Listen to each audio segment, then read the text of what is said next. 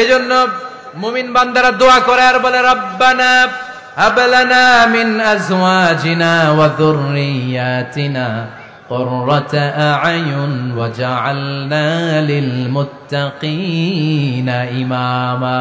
বিশ্বাসী স্বামীরা আল্লাহর কাছে দোয়া করে, আল্লাহ আমাকে এমন নেককার স্ত্রী দেন, এমন নেককার সন্তান দেন যাদের দিকে তাকালে আমার চোখটা জুড়িয়ে যাবে। আওয়াজ করে পড়ে না আমিন।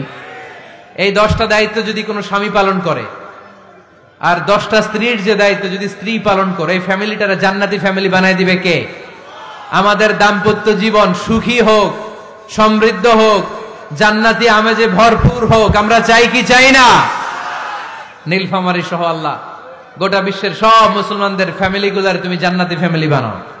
আমাদের দাম্পত্য জীবনটাকে তুমি সুখময় সমৃদ্ধময় করো। আমরা সবাই পড়ি আমিন।